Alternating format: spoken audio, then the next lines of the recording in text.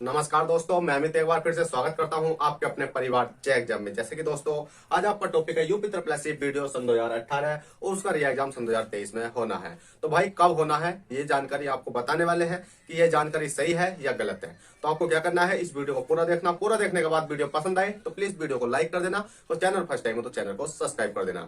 चलेगा दोस्तों, देख लेते हैं कि पूरी जानकारी क्या रहने वाली है। एक एक पॉइंट के ऊपर बात करेंगे, जैसे कि इसका एग्जाम में कब तक होगा और 65 दिन का क्या मतलब है। ठीक है, जैसे मैंने कहा है कि आपके पास सिर्फ 65 दिन है। अगर देखेगा दोस्तों, अगर मैं कहने लगूं कि आज से ही आपके पास 65 दिन है तो क्या आप अपनी तैयारी को बेहतर कर सकते हो। कहने का मतलब है कि 2 महीने, ठीक है 2 महीने। और बताया जा रहा है कि जनवरी खत्म, फरवरी खत्म, ठीक है फरवरी के बाद मार्च खत्म, अप्रैल में इसका पेपर बताने की संभावना, मतलब पेपर कराने की संभावना है। तो देखिएगा दोस्तों, आपसे सीधी सीधी बात यह कहनी है कि जो आपका एग्जाम है 65 दिन पर हम बाद में आएंगे कि बात कर लेते हैं कब तक होगा। तो भाई जो आपका एग्जाम है कायम है, अप्रैल में बताने की संभावना है। तो चाहे आपका एग्जाम अप्रैल में हो, कद हो, जनवरी खत्म, फरवरी खत्म, मार्च, अप्रैल, मई, जून, किसी टाइम भी आपका एग्जाम हो तो आपको क्या है कि अपनी तैयारी को बरकरार रखना। बरकरार रखने के लिए आपको क्या करना पड़ेगा, कुछ नहीं करना। आपकी तैयारी अगर बिल्कुल भी नहीं है, अगर आपसे अब से भी अपनी तैयारी करोगे तो, क्योंकि 2 महीने आपके पास अब भी है। फिलहाल में कितने महीने, 2 महीने हैं। आप ये सोचकर तैयारी मत करो कि हाँ हमारा जैसे ही पेपर आएगा, मतलब नोटिफिकेशन आएगा, हम तुरंत तैयारी करेंगे। अगर आप इस प्रकार से तैयारी करने में रह जाओगे तो भाई सिलेक्शन होने वाला नहीं है। क्योंकि आपको पता होगा कि 1 महीने में तो सिर्फ किसका, हिंदी का सिलेबस भी पूरा नहीं होता।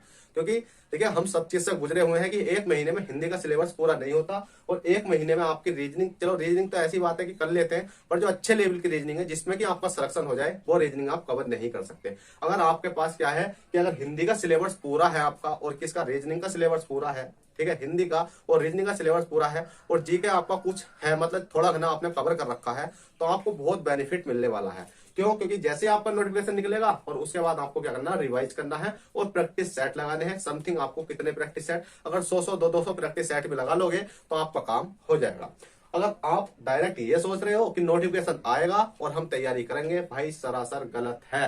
क्यों? क्योंकि आपका सिलेक्शन नहीं होने वाला। क्यों? क्योंकि भाई आपने देखा होगा, आपका अगर हिंदी की बात करी जाए तो हिंदी में 20 चैप्टर समथिंग, मैं मानता हूं कि 20-25 चैप्टर है, और एक चैप्टर को पढ़ने के लिए कितने दिन लगते हैं, 1 दिन लगता है। वो भी आपका कंप्लीट नहीं हो पाता। क्या नहीं हो पाता? कंप्लीट नहीं हो पाता, जिस कारण से आपका एग्जाम रुक जाता है। अगर आपका कंप्लीट होगा वो सारा, मतलब नोट्स वगैरह आपके लिखे हुए होंगे, तो आप उन्हें 1 2 या 3 दिन में पढ़ लोगे, उसके बाद में प्रैक्टिस सेट निकाल लोगे, तो 1 महीने में जब आप कवर कर सकते हो कि आप सोचते हो कि ये नोटिफिकेशन निकलेगा और हम हिंदी शुरू से स्टार्ट करेंगे, तो भाई आपका ये करना बिल्कुल गलत है। बात करते हैं रीजनिंग की, तो रीजनिंग में भी आपके बहुत बहुत बड़े चैप्टर है। आप देखोगे कि एक चैप्टर की समथिंग 1 दिन में कवर करोगे तो 20 चैप्टर रीजनिंग में ही माने जाते हैं, तो 20 दिन में आप उनको लिखने में ही रह जाओगे। आपकी तैयारी बिल्कुल जैसी है ऐसी ही रह जाएगी। तो आपसे कहता हूं कि अपनी तैयारी करो। अब बात कर लेते हैं कि इसमें सर 1953 पोस्टें थी कि एग्जाम होगा भी या नहीं होगा। भाई कंफर्म है होगा, पर इतना है कि लेट भली होगा पर एग्जाम तो होगा। तो कुछ स्टूडेंटों के यही कमेंट आते हैं, सर एग्जाम नहीं होगा।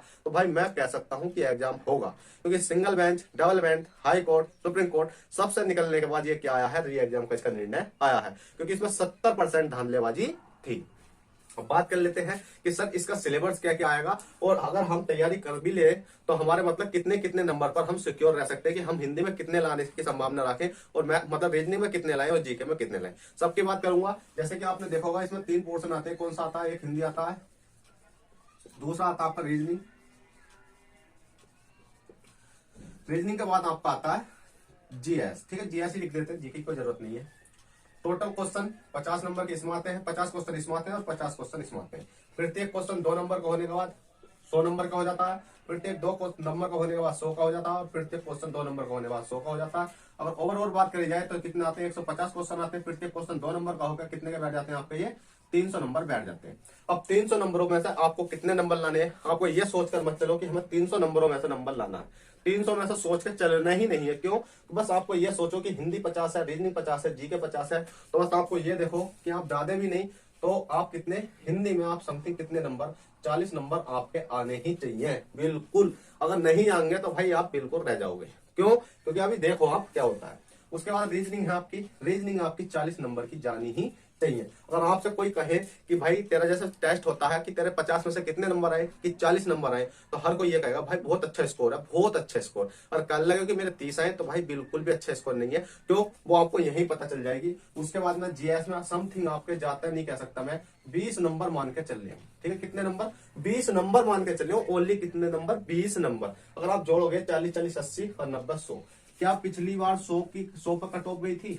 बताइए, ओबीसी की क्या 100 पे मेरिट गई थी? तो पिछली बार कट ऑफ वो लगी थी, आपका रिजल्ट आया था कि उसकी जो मेरिट लगी थी क्या 100 पे लगी थी? भाई बिल्कुल नहीं लगी। तो आप 40 नंबर, जब किसी ने कहा कि 40 नंबर आए बहुत अच्छा स्कोर है, तो कैसे स्कोर हो सकता है अच्छा? बिल्कुल नहीं हो सकता ना। तो आपको क्या करना होगा, इनमें बढ़ोतरी करनी है। पर इतना है कि अगर 100 नंबर से अगर आपके 110 नंबर भी आ जाते हैं, कहने का मतलब ये है कि अगर आप इसमें हिंदी में, क्योंकि हिंदी तो भाई सब कर लेते हैं, तो 45 नंबर की भी कर लेते हो, और इसमें रीजनिंग 40 नंबर की सिक्योर है वैसे तो देखा जाए, और बढ़ा सकते हो तो बढ़ा लेना, क्योंकि 2 नंबर, और इसमें अगर 5 नंबर प्लस कर देते हो तो आपको कितने 110 नंबर बैठ जाते हैं। और 110 नंबर आप कोई सी भी कैटेगरी में हो, SC ST OBC जनरल, मतलब कोई सी EWS, सबके लिए आपको क्या है कि बिल्कुल कंफर्म है कि आपका सिलेक्शन हो जाएगा। तो चलेगा दोस्तों, मैं ज्यादा कुछ नहीं कहना था, ये छोटी सी इन्फॉर्मेशन थी। अगर आपने अभी तक तैयारी नहीं करी है तो शुरू से तैयारी स्टार्ट कर दो अभी, क्योंकि आपके पास काफी समय है। ये मत सोचो कि नोटिफिकेशन आ गया जब हम तैयारी करेंगे, तो तैयारी शुरू कर दो। और आपके चैनल पर मैथ की, रीजनिंग की और हिंदी की भी काफी क्लासें पड़ी हैं, आपने नहीं देखी तो उन्हें देखो। अगर उनमें अच्छा लगे, आपको कुछ समझ में आए, तो जब भी चैनल को सब्सक्राइब करना, और वीडियो पसंद आए तो भाई लाइक करके जाना, और चैनल को सब्सक्राइब करके रखना। क्या पता किसी दिन ऐसी इन्फॉर्मेशन वीडियो लाए जो आपके लिए यूजफुल रहे। तो चलिए दोस्तों, चलते हैं, फिर मिलते हैं आपसे किसी नेक्स्ट क्लास में। जब तक के लिए bye, take care, all the best, जय हिंद, जय भारत।